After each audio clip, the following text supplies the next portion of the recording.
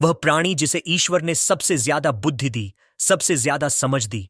पर जब समझ घमंड में बदल जाती है तो विनाश की शुरुआत होती है। कुदरत जो हमेशा देती रही, हवा, पानी, अनाज, जंगल, पर आज वही कुदरत रूठ चुकी है।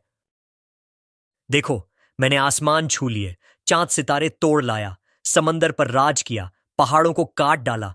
अब मैं ही सबसे बड़ा हूं, मुझे कौन रोक सकता है? मैं खुद ही अपना भगवान हूं। ओ इंसान, तेरी यही भूल तुझे ले डूबेगी। तू भूल गया कि तेरा जीवन मेरी सांसों पर टिका है। तूने जंगल काटे, नदियों को जहर दिया, धरती को खोखला कर दिया। क्या तुझे लगता है तू मुझसे बड़ा है? फिर कुदरत ने चेतावनी दी। कहीं बाढ़ आई, कहीं भूकंप, कहीं महामारी। लाखों चीखें गूंज उठीं, आसमान भी रो पड़ा।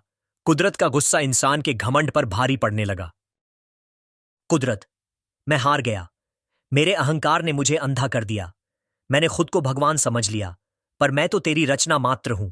मुझे माफ कर दे, मुझे फिर से जीने का मौका दे। मैं संभल जाऊंगा, तेरा मान रखूंगा। मुझे रूठना जरूरी था ताकि तेरा घमंड टूटे।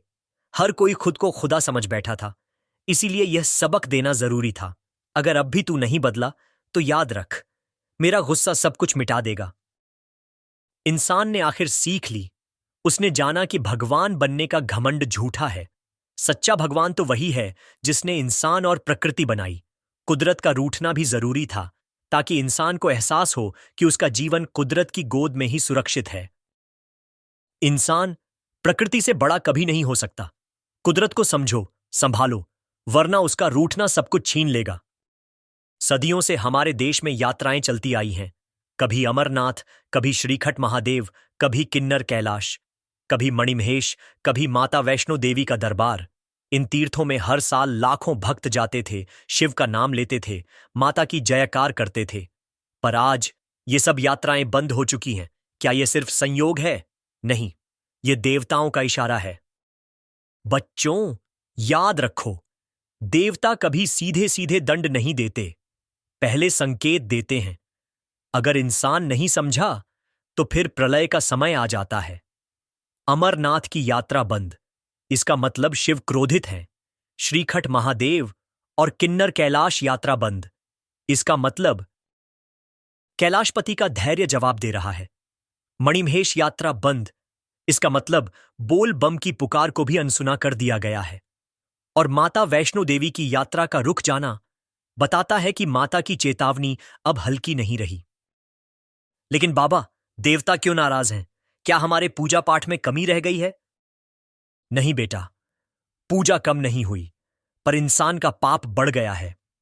आज लोग मंदिर जाते हैं लेकिन मन में छल रखते हैं। शिव का नाम लेते हैं पर प्रकृति का नाश करते हैं। माता के चरणों में माथा टेकते हैं पर घर लौटकर औरतों का अपमान करते हैं। देवताओं की मूर्ति चमकाते हैं पर गरीब की थाली खाली छोड़ देते हैं। क्या यही भक्ति है? देवता भक्ति से नहीं, भले कर्म से प्रसन्न होते हैं। अगर यात्राएं रुक गई हैं तो समझ लो, यह सिर्फ महामारी, बारिश या राजनीति नहीं, बल्कि देवताओं का इशारा है। वे कह रहे हैं, अब भी सुधर जाओ इंसानों, वरना वह दिन दूर नहीं जब मंदिर तो खुले रहेंगे पर भक्त पहुंच ही नहीं पाएंगे। तो हमें क्या करना चाहिए बाबा? बुजुर्ग, धीरे और करुणा से। सुधरना होगा बेटा, झूठ छोड़ना होगा, लालच छोड़ना होगा, प्रकृति का सम्मान करना होगा। पेड़ काटने के बजाय पेड़ लगाने होंगे। औरत को वस्तु नहीं, माता मानना होगा। गरीब को ठुकराने की बजाय उसका सहारा बनना होगा। याद रखो, जब इंसान सुधर जाएगा, देवताओं का क्रोध शांत हो जाएगा।